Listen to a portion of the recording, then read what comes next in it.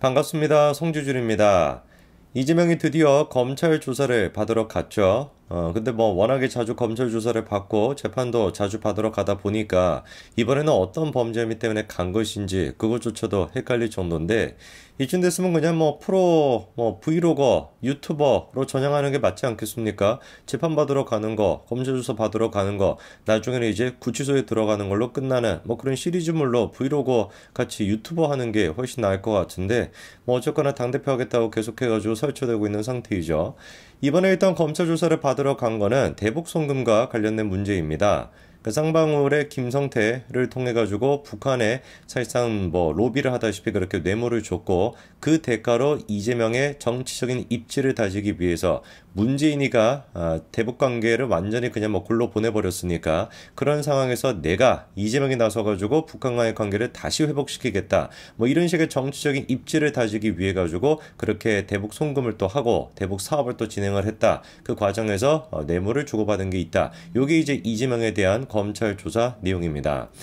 그런데 이재명이라고 하는 사람이 워낙에 그 악독한 사람이다 보니까, 악한 사람은 우리가 쉽게 그 행동이나 이런 것들의 패턴이 또 파악이 되지 않습니까? 이번에도 정확하게 우리 예상이 들어맞았죠. 지금까지 이재명이가 단식 11차에 뭐 접어들면서 계속해가지고 단식 쇼를 해왔습니다. 그 목적이 뭐겠습니까? 사실 뭐 바보도 아닐 텐데 단식 같은 거 해가지고 아날로그 방식으로 뭐 지지층을 결집시키겠다, 그거는 진짜 표면적인 이유밖에 안 되는 것이고, 궁극적인 이유는 뭐겠어요? 검찰 조사 받으러 가가지고 쇼하기 위해 가지고, 내가 이렇게나 아픈데, 내가 이렇게나 지금 힘든 상황인데 어떻게 검찰이 나에 대해 가지고 수사를 계속해가지고 할 수가 있냐, 검찰 조사를 어떻게 이렇게나 아프고 단식을 하고 있는 당대표를 상대로 해가지고 검찰 수사를 할 수 있냐, 이것이야말로 강압수사다, 뭐 이런 식의 프레임을 짜기 위해 가지고 단식을 해온 거 아니겠습니까? 그래가지고 뭐 제가 말씀을 드렸습니다만, 조사를 받으러 갈 때도 의사를 대동해서 갈 것이다. 근데 의사가 한번 생각을 해보십시오. 아니 무슨 뭐 당대표라고 하는 사람이 수염을 막 이렇게 기르고 안색도 막 좋지 않고 제대로 막 씻지도 않아가지고 꾀지제한 상태인데, 그런 사람을 옆에다가 놓고, 그리고 본인 스스로가 아프다라고 주장하고 있는데 힘들다라고, 요즘 보니까 뭐 물도 소화를 못 시킨다는 거 아니에요? 뭐 그런 지금 상황이라고 주장을 하는데, 그때 되고 어떻게 뭐 의사가 이 사람 건강합니다, 조사 계속 봐도 됩니다, 이렇게 뭐 주장할 수 있는 의사가 누가 있겠습니까? 그렇기 때문에 의사를 대동해가지고 가게 된다면은 당연히 건강상으로 뭔가 문제가 있다. 사실 뭐 대부분의 건강한 사람도 의사 선생님이 뭐 진단하면은 뭐 어느 한 곳이라도 문제가 있는 거 아니겠어요. 그런 식으로 문제가 있다라고 나오고, 그렇게 문제가 있다고 나왔음에도 불구하고 검찰 조사를 강하게 된다면 이것이야말로 검찰의 강제 수사보다, 이런 프레임을 짜겠다는 게 다 예상이 되지 않았습니까? 그리고 정확하게 진짜 한치의 오차도 없이 이재명이가 그런 모습을 똑같이 보여주고 있습니다. 건강상의 이유로 이재명이가 검찰 조사를 중단시켰고요. 그리고 검찰이 10일에 재출석 통보를 한 상태다라고 하는 얘기가 나오고 있는데요. 좋다 이거예요. 건강상의 이유를 뭐 그렇게 해가지고 6시 40분까지만 조사를 받고 다른 날 그냥 또 뭐 조사를 받겠다, 100번 양보해가지고 그렇게 하겠다라고 치자고요. 그러면은 그렇게 하기로 한 거에 대해 가지고 다른 말이 없어야 되는 거 아니겠습니까?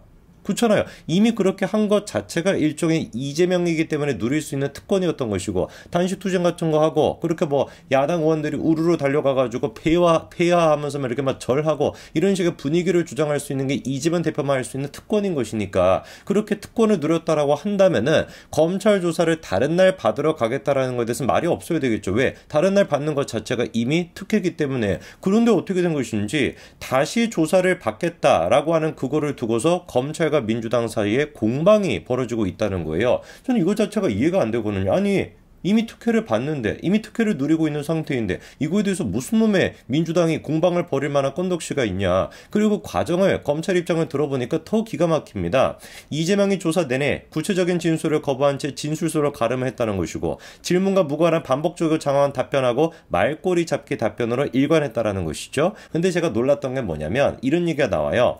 피의자는 이재명이가 조서열람 도중 자신의 진술이 누락됐다고 억지를 부렸대요. 근데 정작 어느 부분이 누락되었는지에 대해서는 대답하지도 않았다는 겁니다. 그러니까 이제 검찰이 어떻게 했냐, 좋다, 누락이 된 부분이 있다라고 한다면 누락이 된 부분을 채우겠다, 다시 한번 좀 얘기를 해달라 라고 얘기했음에도 불구하고 그냥 오늘 여기까지만 하겠습니다 하고 그냥 이재명 측에서 나가버렸다라는 거예요. 그래가지고 조서에 서명 날인까지도 하지 않고 일방적으로 퇴실했다라는 겁니다. 일반인들이 만약에 저렇게 했으면 어떻게 됐겠습니까? 바로 그냥 체포를 시켜가지고 뭐 구금시켜버리지 않았겠어요. 당대표라 그래가지고 제1야당 대표라 그래가지고 봐주게 하는 것 자체가 대한민국 사법정리가 무너지고 있는 겁니다. 당장에 이거는 긴급체포를 시켜버려야 될 만큼 중요한 지금 사안인 것이죠. 근데도 민주당 측에서 뭐라고 합니까? 검찰의 일방적 추가 소환은 검찰의 혐의 입증이 어렵다는 점만 강조될 뿐이면 명심해야 된다. 이렇게 얘기하는데 이게 진짜 코미디인 것이 애당초 검찰의 입장은 뭐였습니까? 하루에 그냥 다 끝내자라는 게 검찰의 입장이었어요. 뭐 또 오는 거 막 귀찮고 또 시끄러워지니까 그냥 한번 왔었을 때 정확하게 조사를 받자라는 게 검찰의 입장이었는데 이재명 측에서 뭐라고 했습니까? 건강상 이유로 더 이상 조사를 받지 않겠다고 요구해서 그래서 이제 12일 날로 이재명 측에서 먼저 제시를 했고 그래가지고 그거를 검찰이 수용한 것인데 그래서 요구했던 대로 10일 날 조사를 다시 받읍시다 라고 했는데 이재명 측이 또 뭐라고 하는 거예요? 야, 검찰이 이런 식으로 다시 소환을 요청하는 것 자체가 부실 수사라는 걸 입증하는 꼴이다. 이거는 진짜 제가 보기에 이재명이 됐거나 민주당이라고 하는 당 자체가 지금 존재 이유 자체가 필요가 없어지는 상황인 거예요. 전부 다 그냥 긴급체포를 시켜버려야 되는 것이고 사법질서로 혼란시킨 거에 대한 책임을 물어야 되는 겁니다. 그리고 뭐 조사를 받으러 나오면서도 끝까지 저렇게 야, 표정 진짜 막 살벌하지 않습니까? 뭐 저렇게 나오면서도 뭐라고 합니까? 검찰 측에서 증거 하나도 똑바로 제시를 못했다 이런 얘기를 하고 있어요. 자, 그런데 지금 이제 저 프레임이 개딸들 또한 마찬가지로 열심히 댓글을 달고 있는 부분이기도 합니다. 검찰이 조사를 받으러 그렇게 뭐 이재명이 왔음에도 불구하고 객관적인 증거 하나 똑바로 제시를 못했다라는 것인데 근데 이 얘기는 이화영을 통해 가지고 금방 우리가 깨부실 수가 있습니다. 약간 좀 의아하게 생각하실 수도 있어요. 왜냐면은 이화영 측이 지금 어떤 모습을 보이고 있습니까? 완벽하게 아내한테 지금 의존적인 모습으로 바뀌었거든요. 결국에 아내가 골라준 변호인을 선임하기로 했고요. 그것뿐만 아니라 최근에 이재명 조사를 앞두고서도 말을 그냥 바꿔버리기도 했습니다. 그런데 결론부터 제가 말씀을 드리면 이화영이가 저렇게 구속이 돼 있는 상태에서 편지를 통해서 100번이고 1000번이고 입장을 바꾼다라고 할지라도 그게 의미가 있다 없다? 없다.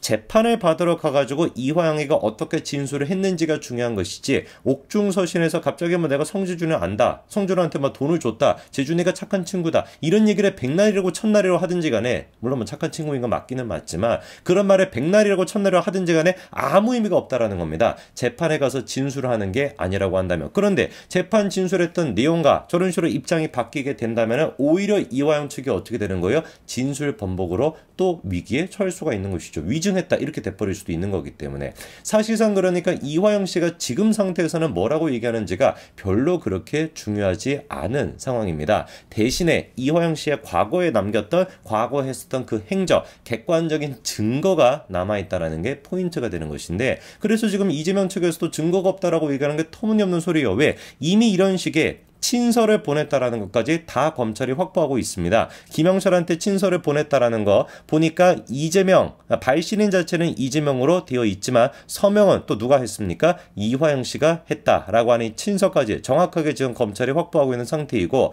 눈에 띄는 게 몇 가지가 있어요. 첫 번째 초안 같은 경우는 제목이 어떻게 되어 있습니까? 김영철 위원장님 귀하라고 적혀 있죠. 그렇죠? 그런데 나중에 보낸 거를 보니까 김영철 위원장 뒤에다가 뭐까지 추가가 됐습니까? 선생님이라고 하는 말까지 추가가 됐습니다. 그런데 김영철이 어떤 사람이죠? 맞습니다. 천안함 사건의 주범이라고 여겨지고 있는 사람이 김영철입니다. 그런데 그 김영철에 대해서 경기도지사, 경기도가 보냈던 친서에는 뭐라고 지금 적혀 있는 거예요? 경기도지사 이재명은 이거를 선생님이라고 부르고 있는 겁니다.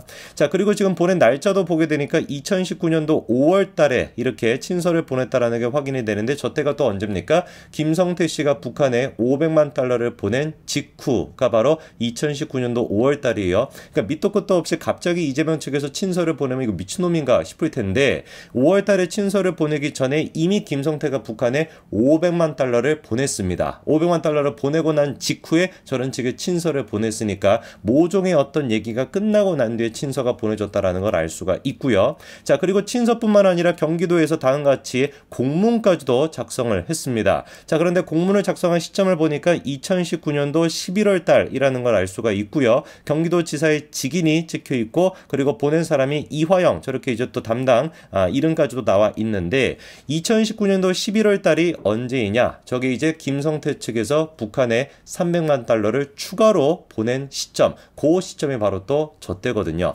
정확하게 그러니까 김성태가 북한에 500만 달러를 보내고 이재명 측에서 친서를 보냈고요. 김영철한테, 천안함 주범한테 선생님이라고 하는 말을 붙이면서 그리고 경기도 측에서도 경기도지사 직인까지 찍혀있는 공문을 만들었는데 그 시점이 2019년도 11월 달. 그런데 이때가 언제랑 또 일치한다라는 거예요. 김성태가 300만 달러를 추가로 북한에 보낸 시점과 일치한다라는 겁니다.